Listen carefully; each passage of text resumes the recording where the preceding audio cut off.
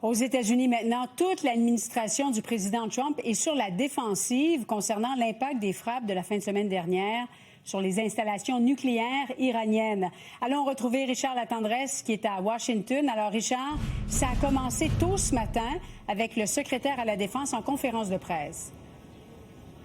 Fascinant de voir à quel point, Julie, on se débat ici à la Maison-Blanche pour promouvoir une certaine vision de ce qui s'est passé en fin de semaine, sans nécessairement avoir toutes les preuves en main. Pete Hegseth, le secrétaire à la Défense, très tôt ce matin, son objectif était clair, se dissiper les derniers soupçons sur le succès de la décision du président Trump de s'en prendre aux installations nucléaires iraniennes. Présentant ça, je reviens sur l'expression comme l'opération militaire la plus secrète et la plus complexe de l'histoire, ce que bien des historiens contestent.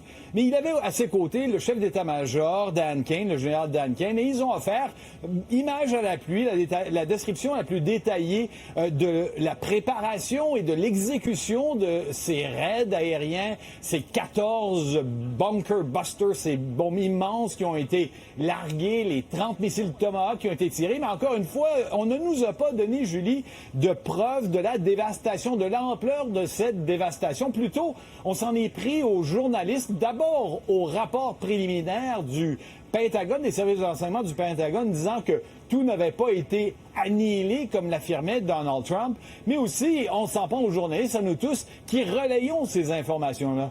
Écoute bien le secrétaire à la Défense. There are so many aspects of what our brave men and women did that, because of the hatred of this press corps, are undermined because people are trying to leak and spin that it wasn't successful. It's irresponsible. And folks in this room are privy to that information because of the proximity here in the Pentagon. It's an important responsibility. And time again, classified information is leaked or peddled for political purposes to try to make the president look bad. Bon, alors justement, Richard... Mais on ne nous donne rien comme information, Julie, comme quoi il y a eu vraiment cette démolition totale dont parle Donald Trump. Et c'était la même paranoïa du côté de la secrétaire de presse du président lorsqu'elle a tenu son briefing en début d'après-midi en nous accusant, encore une fois, de vouloir démolir le président plutôt que de dire la vérité sur ce qui s'est passé en Iran. Et justement, concernant la porte-parole de la Maison-Blanche, elle avance que ces raids contre l'Iran pourraient générer quelque chose de très positif. Quelque chose comme la paix dans le monde, aussi incroyable que ça puisse paraître, Julie.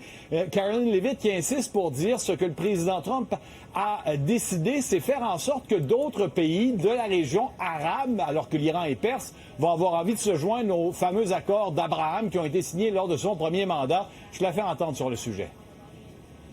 The president, as I said in those opening remarks, Colin, and thanks for being with us today, views the Middle East on its way to peace and prosperity. The president wants peace. He always has. We see a new era in which perhaps some of these Gulf and Arab states can sign on to the Abraham Accords. That was one of the president's most signature accomplishments in his first term, and he'd like to see more of those countries sign on in this second term. And so we look forward to sustaining a long and durable peace in the region.